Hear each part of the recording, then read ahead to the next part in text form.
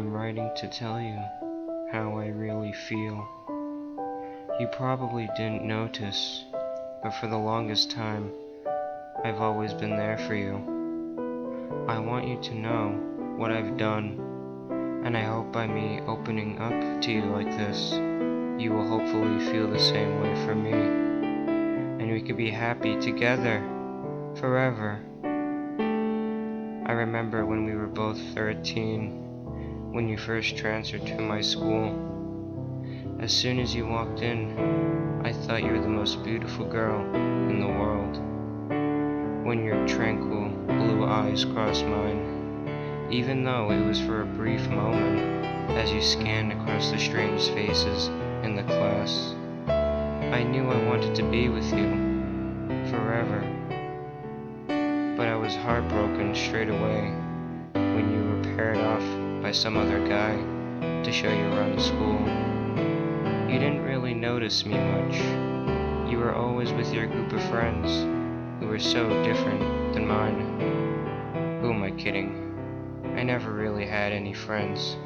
The one thing that got me through all those years of loneliness was watching you, admiring everything you did, the way you gracefully went your day without faults simply left me in awe day in and day out.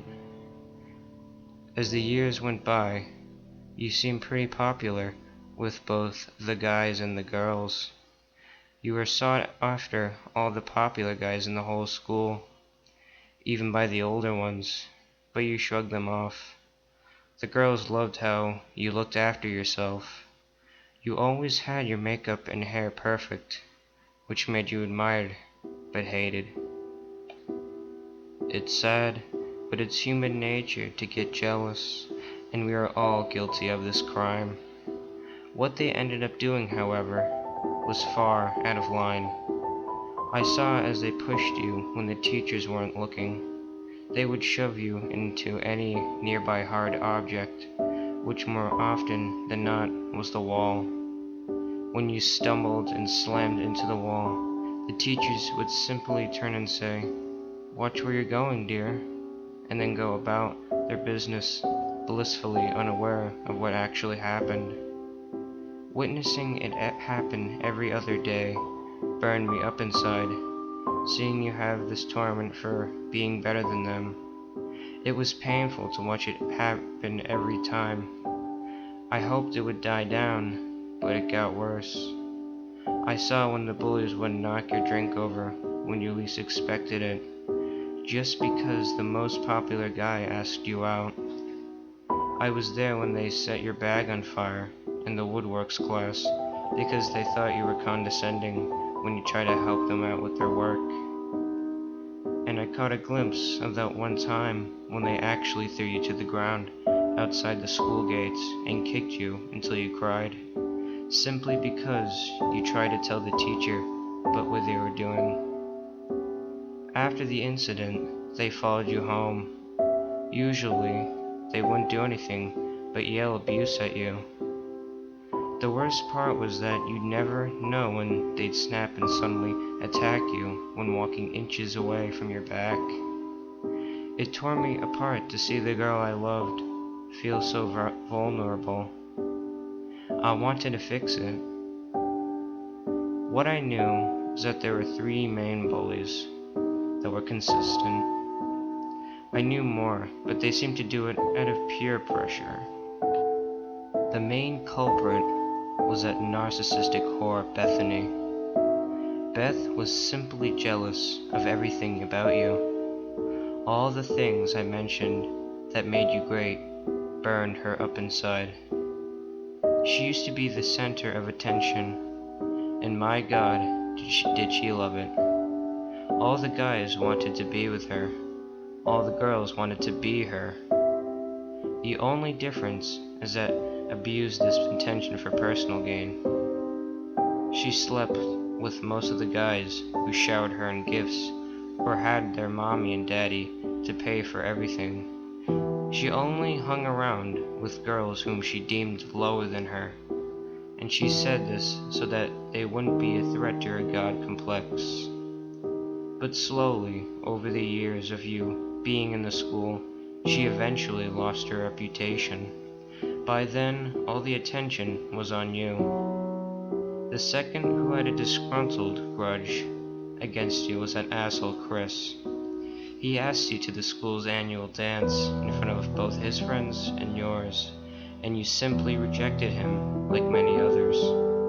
But what made his instance different was that he ran off crying because he was publicly embarrassed. In school, that meant a lot.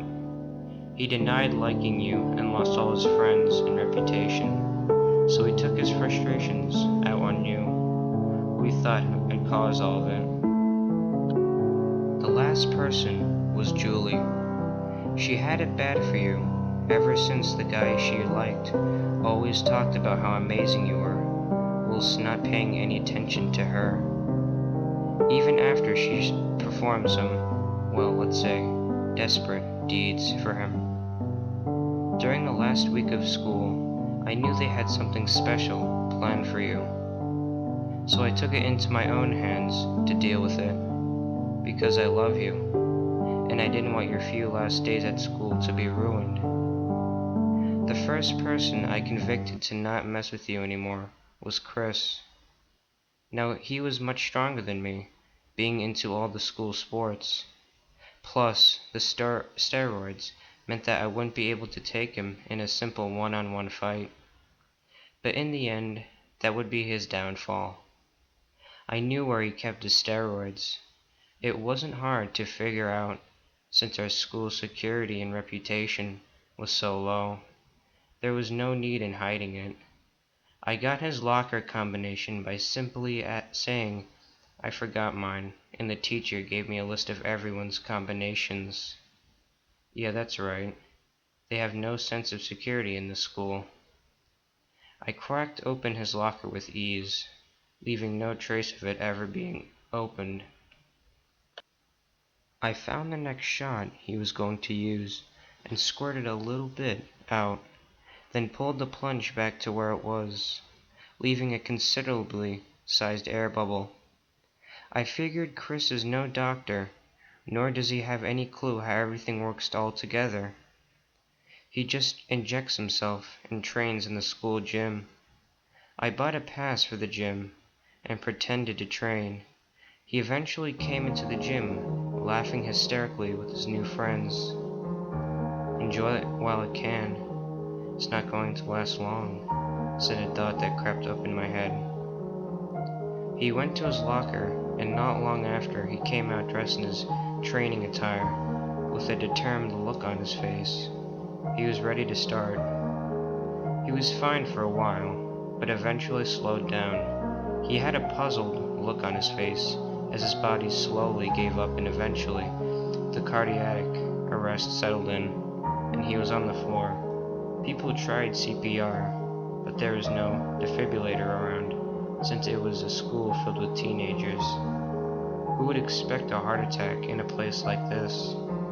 I smiled and walked out before the paramedics arrived. It was already too late for him. Working my way up the list, Julie was next.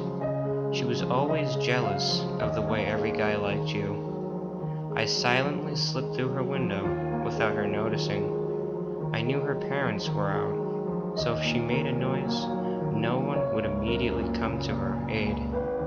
I pounced on her while she was sleeping, pinning her down. I tied her to her hands to the bedpost and then her legs.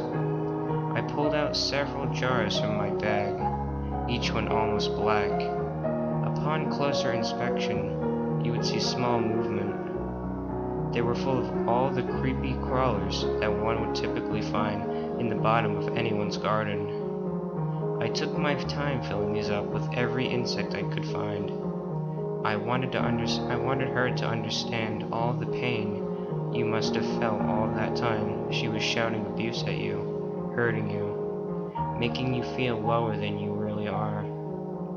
I propped her mouth open with one of those plastic rings a dentist would use for a long procedure.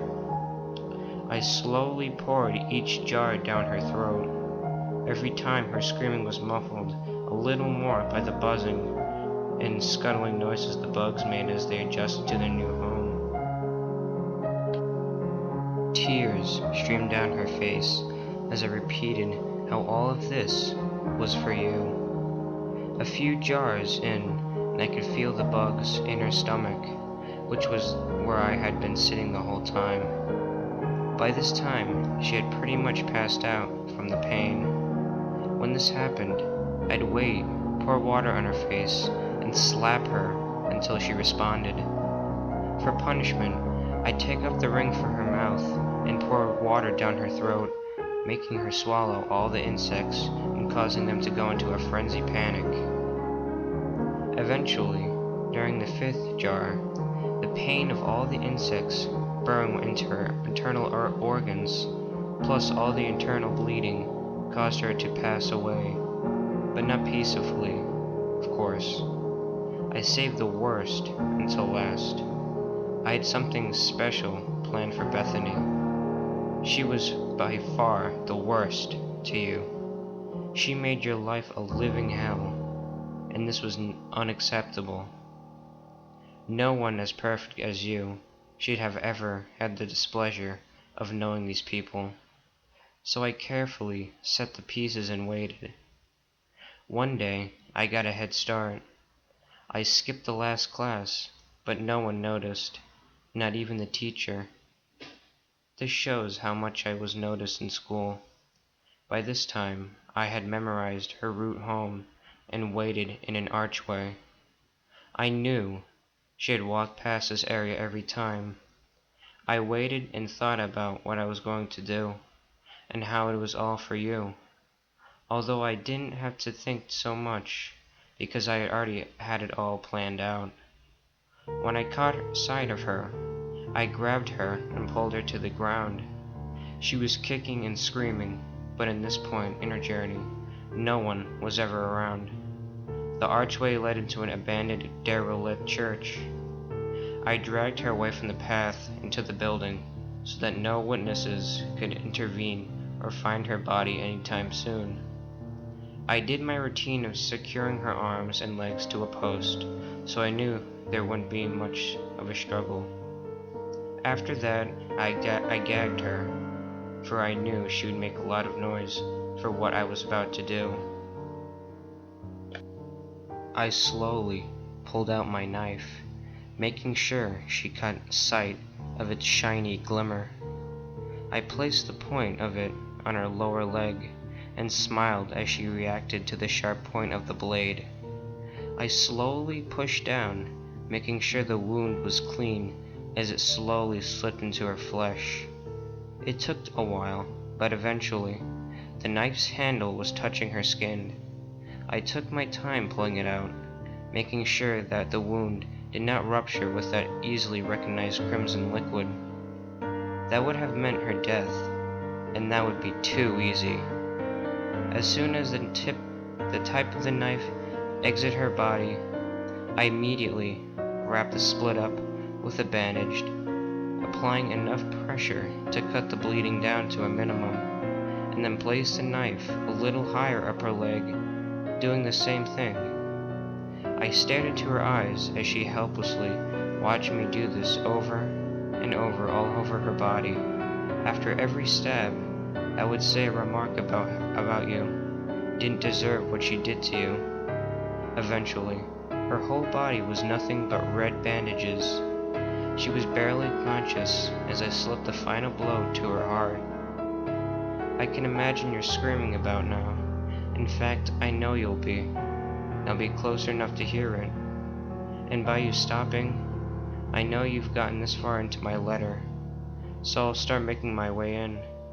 It's pretty easy to get into your house after the few first times. You probably thought it was your parents who left this note in your room in the first place. No, it was me. Don't be afraid of the noise downstairs. It's only me. Put down the phone. I know by now you've got it in your hand, but I've cut the phone line. Don't bother calling your parents if you haven't done so already. I've already silenced them. You can stop your screaming now. I'm always right outside your door. Unlock it now, and soon it'll just be you and me, together, forever. Lots of love, your secret admirer.